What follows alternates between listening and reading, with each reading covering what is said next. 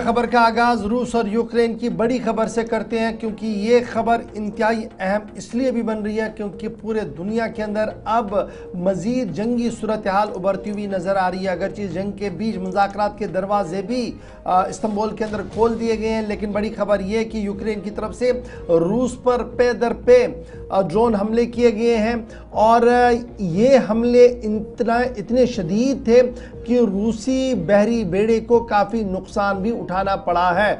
Moscow की तरफ से इस खबर की तस्दीक की गई कि यूक्रेन की तरफ से बाज़ाब्ता तौर पर हमले किए गए हैं और 5 एयरबेस, जो रूस के 5 हवाई एयरबेसेस हैं, उन्हें बुरी तरह से नुकसान पहुंचाया गया है। रूस की तरफ से न्यूक्लियर फोर्सेस को हाई अलर्ट पर कर दिया गया है, यानी अब जौहरी हथियारों का इस्तेमाल भी रूस कर सकता है। तस्वीरें आपके सामने हैं, रूस से लेकर कीव तक किस तरीके की सूरत हाल बनी हुई है। और इस वक्त रूस से बड़ी खबर कि न्यूक्लियर फोर्सेस को भी हाई अलर्ट पर कर दिया गया है। रूस के डिफेंस मिनिस्टर ने इस बात की तस्दीक की है कि यूक्रेन की तरफ से ड्रोन के जो पेदर पे हमले किए गए हैं, इसमें 5 एयरबेसेस को नुकसान बनाने की कोशिश की गई है और ये नुकसान जो हुआ है इसका अंदाजा आगे भी लगाया जा रहा। तो फिलहाल खबर यह है कि जब 5 एयरबेस पर नुकसान हुआ तो 40 के करीब रशियन एयरक्राफ्ट को नुकसान पहुंचा है।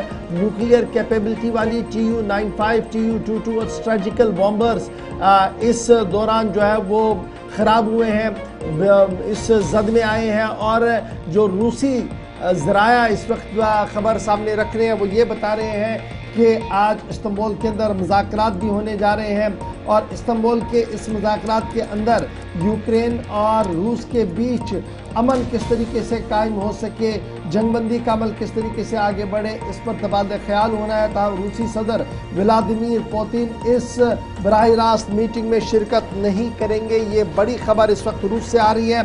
ताहम रूसी डेलीगेशन इस्तांबुल के अंदर मौजूद है जो आज इस मुज़ाकरात का हिस्सा बनेंगे। लेकिन मुज़ाकरात कब हुए हैं? जब यूक्रेन की तरफ से रूस पर पे दर पे रॉकेट दागे गए हैं, ड्रोन्स फेंके गए हैं और इस ड्रोन हमले के दौरान कई लोगों के अभी तक मारे जाने की भी खबर आ रही है। ताहम फिजाई अफवाज रूस के काफ़ी ज़्यादा नुकसान भी पहुंचा है। यूके और यूएस की पुष्टपनाही के बाद ही ये हमला यूक्रेन की तरफ से किया गया है। तस्वीरें आपके सामने हैं कि किस तरीके की सूरत हाल बनी हुई है। ताहम सबकी नजरें आज इस्तांबुल पर लगी रहेंगी कि इस्तांबुल के अमन मुज़ाकरात के अंदर क्या कुछ खुलकर सामने आ सकता है। चलिए, एक खबर जिसमें नुकसान काफ़ी ज़्यादा हुआ, इसकी तस्दीक कर दी गई है। रूस की जानिब से भी एयरबेस पर हमला और 40 से ज़्यादा तैयारे तबाह करने का दावा किया गया। और रूस की तरफ से जब यह हमला हुआ तो वीडियोस भी उसके बाद जारी किए गए, जिसमें पता चलता है कि इन ड्रोन हमलों के बाद हेलीकॉप्टर्स के अंदर भयानक किस्म की आग लगी है।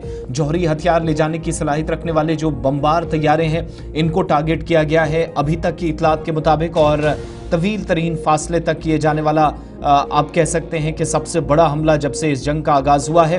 हैरानकुन बात यह है कि रूसी एयरबेस, रूसी इलाके जो अभी तक की जानकारी है इरकस्टक के शुमाल में वाक़ और महाज़ जंग से 4000 किलोमीटर से ज़ायद फासले पर है, लेकिन वहाँ तक भी यूक्रेन के अगर ड्रोन्स पहुँच जाते हैं तो बहुत सारे लोगों ने इस पर तशवीश का इजहार इसलिए भी किया है कि अब उन साइट्स को भी टारगेट किया जा सकता है जहां पर रूस की जानिब से जो जौहरी इंस्टॉलेशंस हैं वो पहले से तैयार की गई हैं। ये तो उस खित्ते की बात है जहां पर तनाव और कशीदगी गुज़श्ता 4 बरसों से